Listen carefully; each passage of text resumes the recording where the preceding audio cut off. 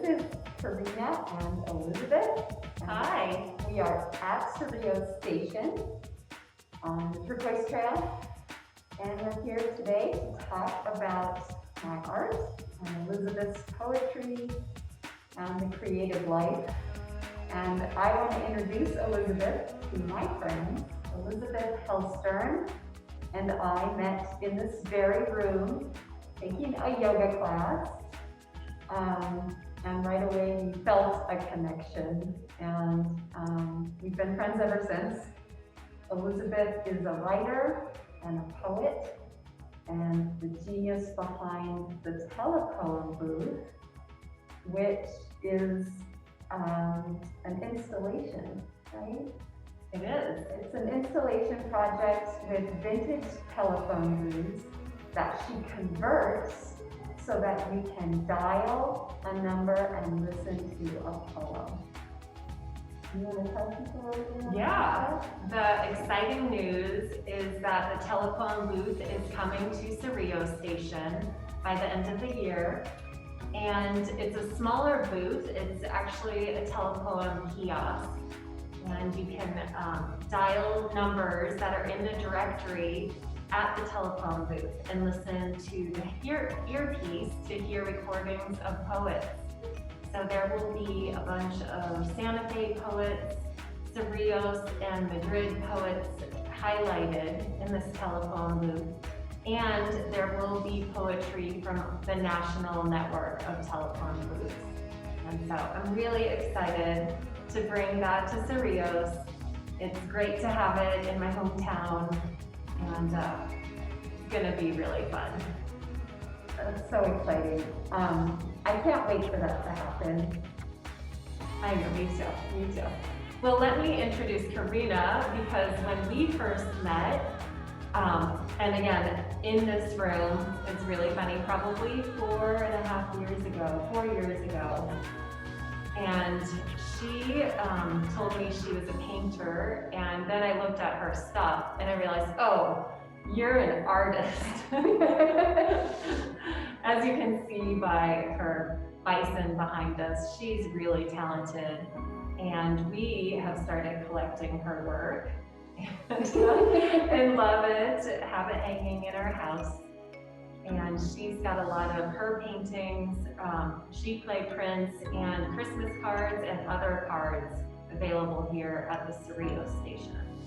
So it's really fun. Actually, we're exhibiting together. I know, because Really fun. Elizabeth has books I do. here at Cerrillos I Station. have these books available for sale here at the Cerrillos Station. So this station really has united us. I know. I mean, Thanks, Barbara. Thanks, Barbara. I mean, how lucky are we to be in a small rural community but still have a place of gathering, which is really important. I think especially for creative people, for me.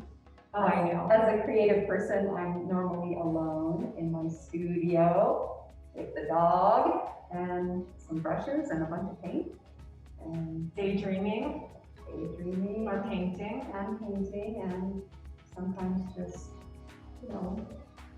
thinking about painting and drawing and everything else you do as a painter. Yeah, we were talking about our creative process and how what's most important to us as artists is playing and being creative, having imagination. Karine highlighted daydreaming as an important aspect of her art. And we're really lucky to live in this area because there's so much room for play. We can be outside with our dogs, we can go for hikes. We have a lot of time to think. Yeah, and I think the other thing that we talked about too is the space, the time and the space required for the creative life, so that, as much as we like to think that we're just working all the time, in order to do the work, you have to refuel your creative self. You have to give yourself that time and that space to just kind of be. Right? Maybe you're not daydreaming, maybe you're outside, looking at a tiny little cactus flower that you would have missed if you had been driving in your car. I mean, it was this far off the ground, and it was a brilliant pink, and that's not the kind of stuff that you notice in, I think, the normal American busy life. In a city, maybe. Yeah, I mean, concrete jungle. I mean, there's something about being able to be so close to nature. That's important for all of us. And it works too, I think. Right, I think so too. Yeah. Definitely permeates every part of our lives. We might not be always creating, but we're thinking of things and making aesthetic choices. And when you're in a rural area, there is not so much distraction. So your aesthetic choice is maybe more permanent. There's not, an IKEA for us to run to. Or a Starbucks. Yeah. Our Starbucks is a half an hour away. And I like to think that we live a slower pace. definitely. And then for me, it works. I am, if I were to pick a spirit animal, it would be the tortoise. Oh, that's cute. Maybe everybody thinks it would be a rabbit because I've painted so many rabbits, but actually I think I am the tortoise because I'm slow. And when I get scared, I like to go in my shell. Oh, that's funny. So, do you think, we had talked about the physicality of our work too. Yes, I think, when you're an artist, part of, really becoming an artist is discovering your medium and what is it that draws you to it. And for me, it was the physicality of the paint, oil paint, the way it feels. It's a very clean paint, and I love the smell of it. I work in plastic too, and it's the same kind of, physical qualities of the paint that I am drawn to. So the plastic paint is hot, it's heated, and it smells like honey because it has beeswax in it. And that's really important to me, is the physical aspect of it. I think your stuff definitely pops off the two-dimensional surface too. And that resonates with me because when I write, I want my books to be interactive, and I want the Telepoem Booth to involve the viewer.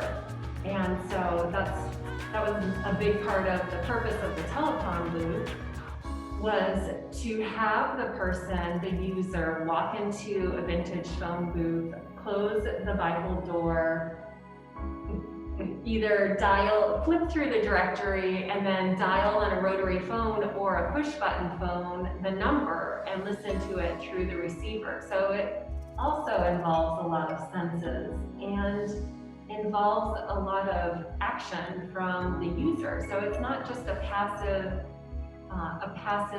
art piece. There's definitely something that's required from the person who wants to engage in it. And that's one of the coolest things about that Telepoem Booth, because it adds a whole other dimension to listening to poetry or reading poetry. Oh, thank you. Yeah, I love it. I think it's great. Yeah, well, I think that poetry needs to be read aloud to be alive. And there is usually no better person to read poetry aloud than the writer, the poet themselves. And so that's who the majority of the Telepoem Booth recordings are from, the poets. And that is really effective, I think. I do too. I love it. Yeah, and I have some of my books here that are at the Cerrillos Station. This is the first Telepoem Booth. We called her Belle, and she's from the 70s. Belle? Yeah. That's adorable. Mom Belle. I got it. This book is a collection of Santa Fe telepoets that are in the Santa Fe Telepoem Booth. And it's called Telepoem Booth Santa Fe Collected Calls. And I edited it with a grant from the New Mexico Humanities Council. It includes really great poets, including Arthur Z, just a ton of Julie Chase Daniels, a ton of my favorite poets from the area. And it's a really great book that you can read alone, or you can listen to a telepoem recording at a telepoem booth and look at the words at the same time. So I tried to make this interactive as well. But I'm going to interrupt to just kind of add that even if you are not in a place where there is a telephone booth, you can go online to the website. Correct. To listen to the poets read their work, just like you would in the telephone booth. So that's good for people who are far away. Right. And not near a telephone booth. You would still have the ability to have that same experience. Correct. It's telepoembooth.com. And some people really like to read the words along with listen to it. I do too. Yeah. So that's why, part of the reason why I created this book, to highlight some of those poems. But today I'm going to read my poem that's in this book. It's called High Desert. The cacti grab at my skin, needy, hoping someone will love them. Their fuchsia bloom is beautiful. The flies rise in spring, irritating, maybe, but alive, for such a short time. The land has new buildings scattered. The bulldozed branches are piled on the side of the human tracks that mar the desert. Every day an exquisite sunset, the sun's requisite farewell to the harsh of Ortiz Mountains. The night then pulls the clouds in, the lightest of eider downs. Ravens circle and woo. Desert life is true and slow. There's no room for waste. Its beauty is spare and unexpected. Death is always here, a constant guest. This desert has flogged me, whipped me, cracked me over its knee like a snagged pinyon tree, only to cast me aside, my wood bleached to silver. The wind is my mirror, a reflection of constant change. I am split open to the sky. In the stone circle above the arroyo bed, I spiral like a pendulum, regulate the energy's clock mechanism, raise my vigor, and directly address the gods and the fae, make offerings and ask for their aid. Peel away the bark, eat the surface like a twisting beetle trap. O land, may you accept me yet.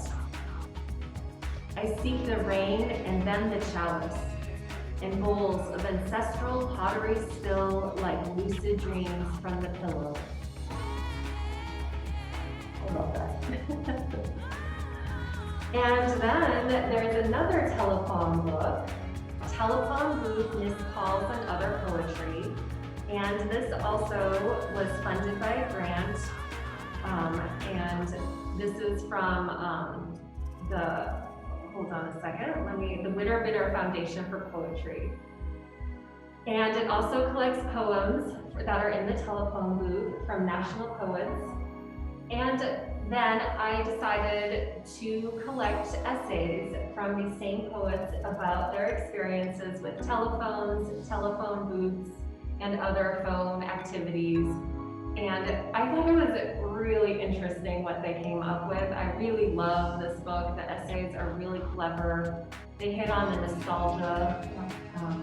I just found people wanted to tell me over and over their stories about telephone booths.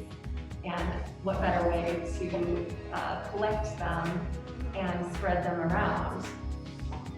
And so I'm going to read from my introduction, and I touch upon telephone etiquette.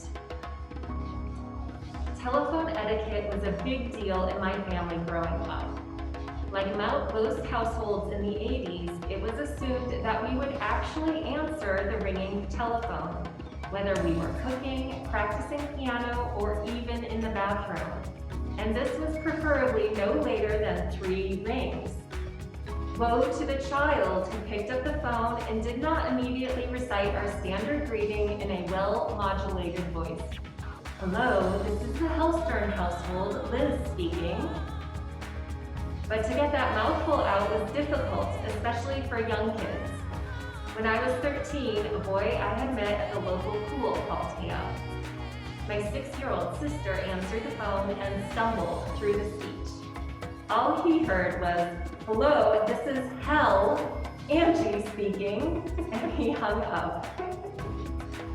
There was a flow chart of acceptable responses for every situation we could get caught in. If they asked for my mom, yes, she's home, may I ask who's calling? We were expected to get the name right every time. If we were home alone, no, my mom isn't available right now, she's in the shower, which sometimes led to the awkward follow-up, no, my dad's not available, he's in the shower too. Salespeople were to be dealt with politely. We were not allowed to just hang up the phone. Since I was also taught never to interrupt, I often had a difficult time getting off the phone until they were done with their pitch. Between the awkward long greeting, lying to strangers about my parents' work, and disentangling from aggressive salespeople, I started to dread answering the phone. Hence the beginning of my telephone anxiety. Which is kind of ironic because now my art piece deals with telephones all the time. It's very ironic. The last piece I wanted to read from is called How to Live, a Suggestive Guide, and this book includes all of my own personal essays. I call them essays even though they are contained in flowcharts. And So, flowcharts. That's interesting. Where did you come up with the idea to use flowcharts? well, that's a really interesting question. So I wanted to write something that was a little more interactive than a straight essay. And we were encouraged in grad school to choose formats that were called hermit crab essays, which was taking a different form and using it creatively for your ends and purposes. And I wanted to also show and highlight through the form that these emotional questions that I was addressing could be viewed in a logical format to underscore that we always have decisions as we make choices and as we face emotional dilemmas, that we have decisions and we might not be aware of them, but there are factors that go into it. And so I did this for myself, but I also did this for my son, and as I tried to show him how to navigate different emotional issues. It's so unique. I've never seen anything like it. It's pretty fun. And would you be my Vanna White as we go through this? Absolutely. Wonderful. I'm not wearing heels though, does that matter?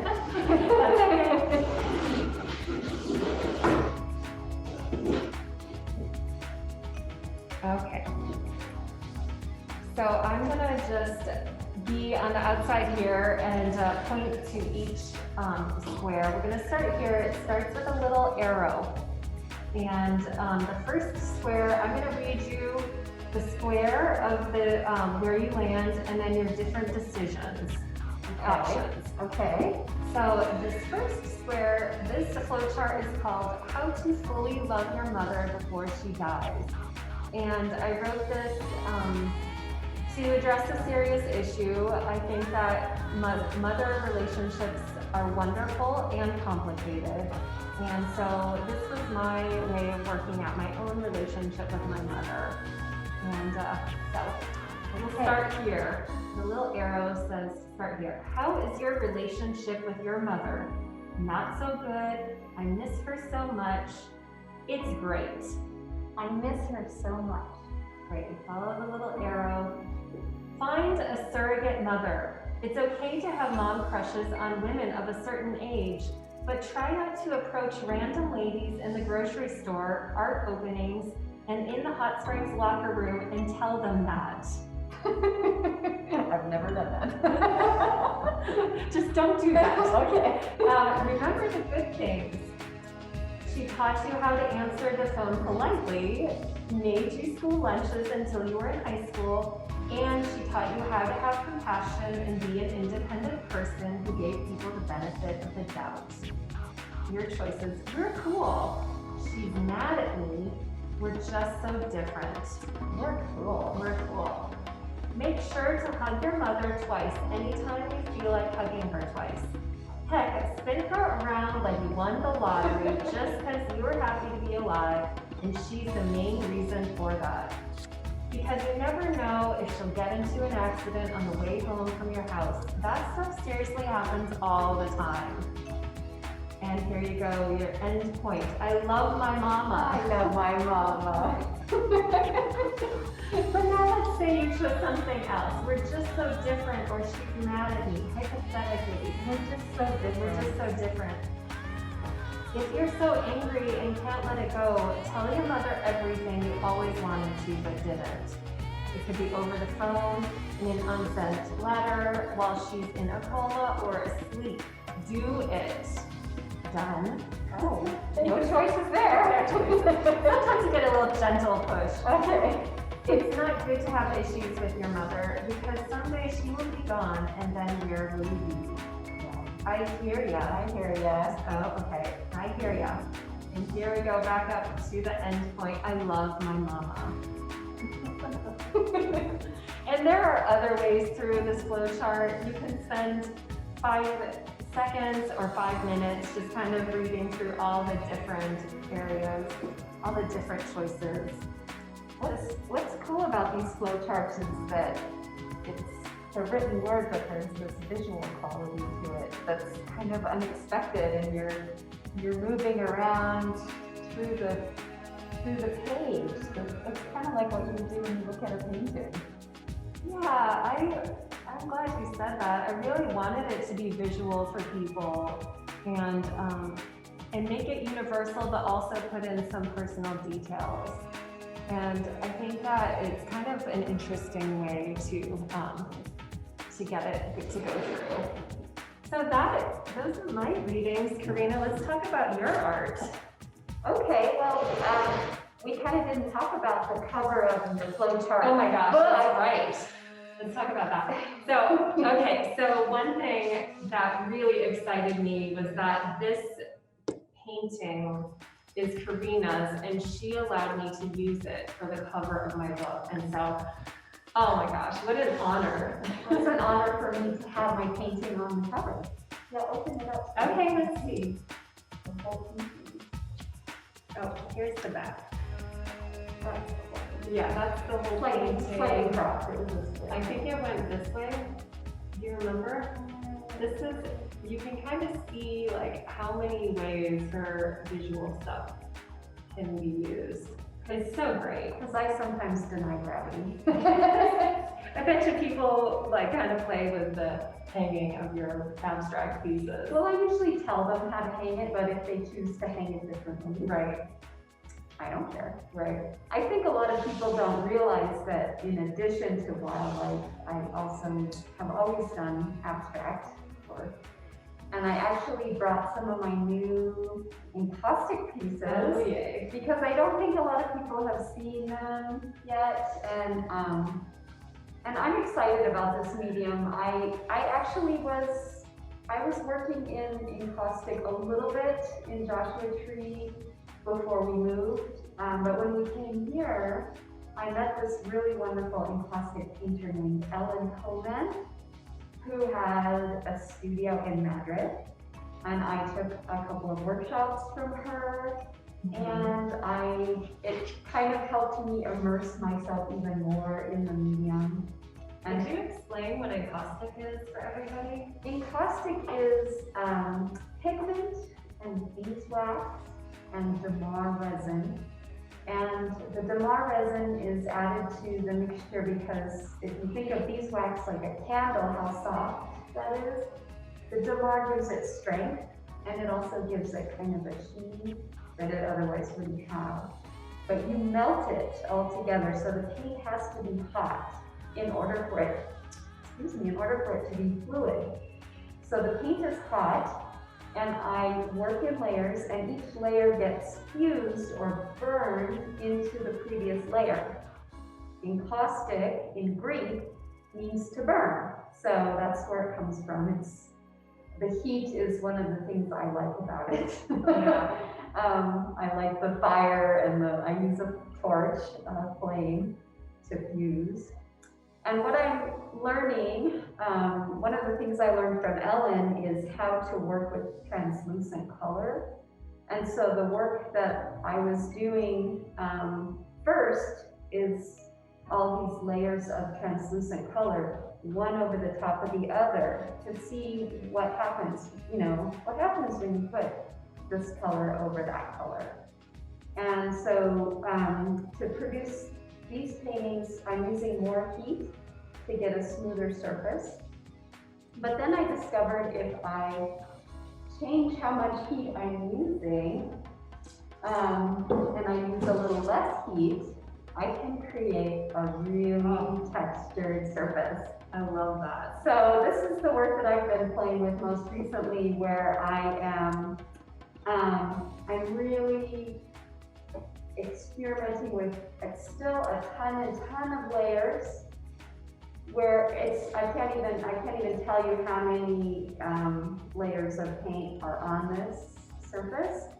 But when you drag a cool brush across the surface, it creates these textures, and if you just keep doing it, the texture just gets thicker and thicker. And then once again, taking the torch, I can melt it down and then build it back up again. And so, it's just so beautiful, Karina. I'm just really, It's like, is it still a painting or is it a sculpture at this point? yeah, it really crosses into almost like a bas relief. Yeah. And I'm also discovering that This one's cool. by changing the brush strokes, the direction of my brush, then I can create certain different kinds of textures and patterns in the work. I'm still really learning and playing. There's a lot of play. Yeah, I love it. With not just the texture, but the color and the interactions of the color.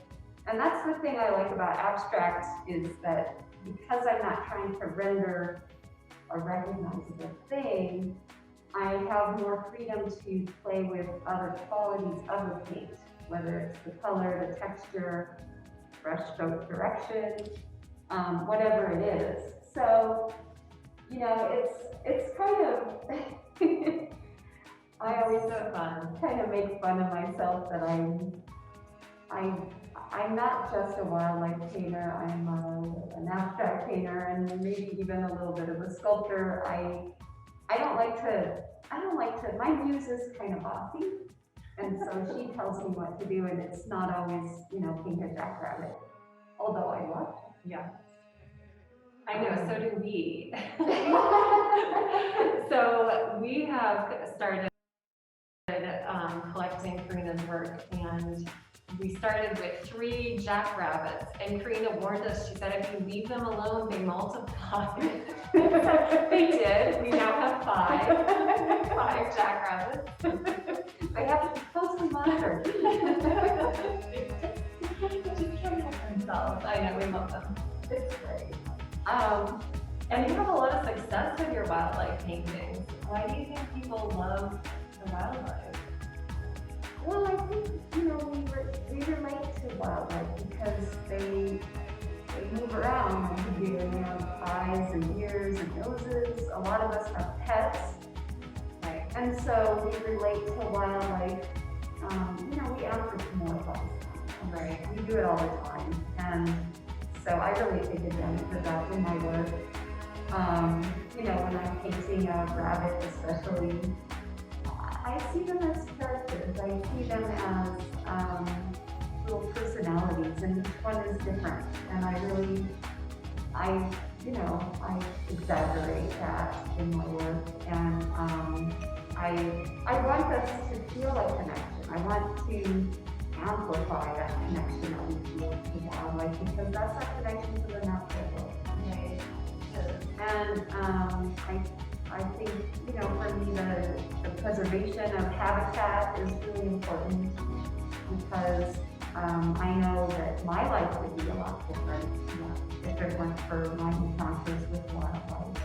And I know that's true for my audience as well, because as a wildlife painter, I hear all the wildlife stories, right? People, they want to tell me of an exciting... That's so true. People tell wildlife stories all the time. Yeah.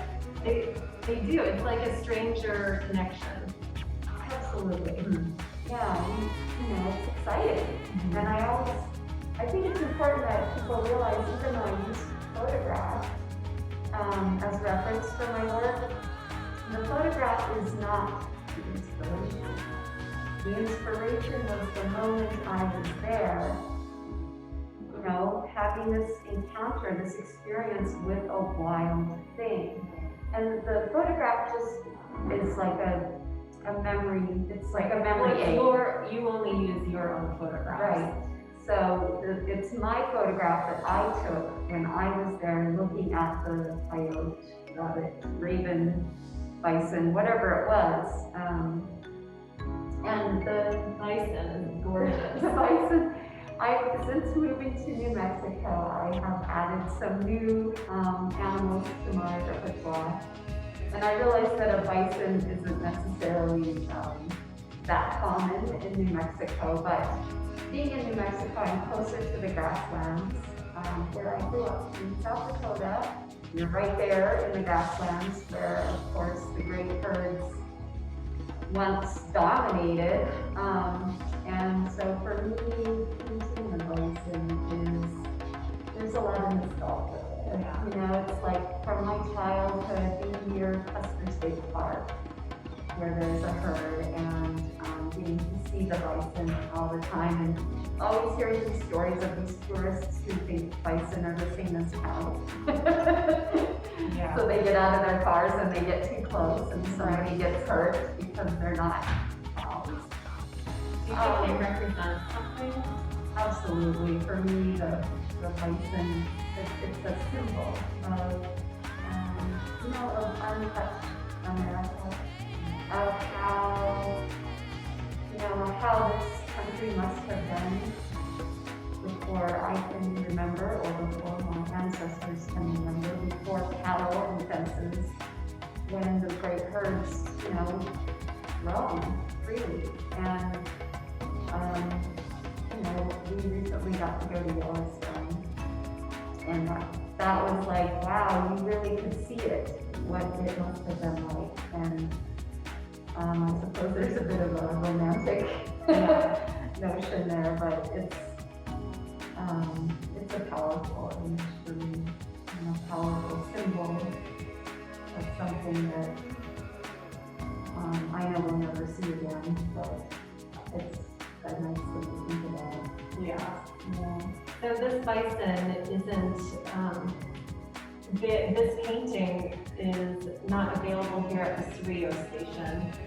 So if people were interested, where could they buy it? So if people are interested, I do have a couple of originals here at Cerrillos Station, but I also have a website, desertanimalart.com.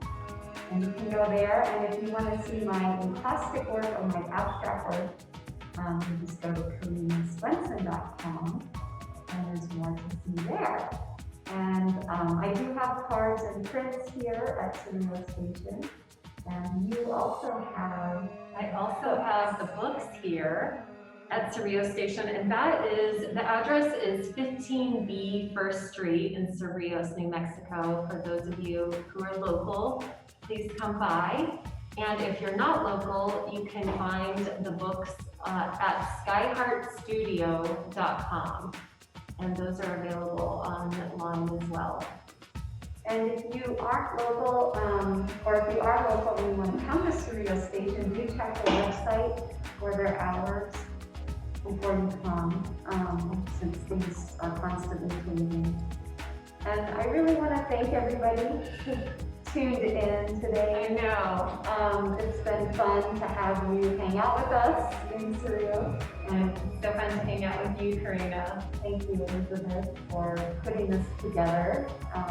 What a pleasure. I totally agree. It's been really fun, and we enjoyed getting ready. We just kept saying it's gonna be fun. We're gonna play. We're gonna show our work, and we did. You did, yay! So, Thank you. If there's any questions, you can contact us via our Facebook or our website. right, and you can follow both of us on social media as well as the Telepoem Booth Right, Telepoem Booth is on social media. So we hope to see you out there, and feel free to leave comments about our talk today or questions if you have any. Yeah. Thanks again. Happy holidays. Bye. Bye.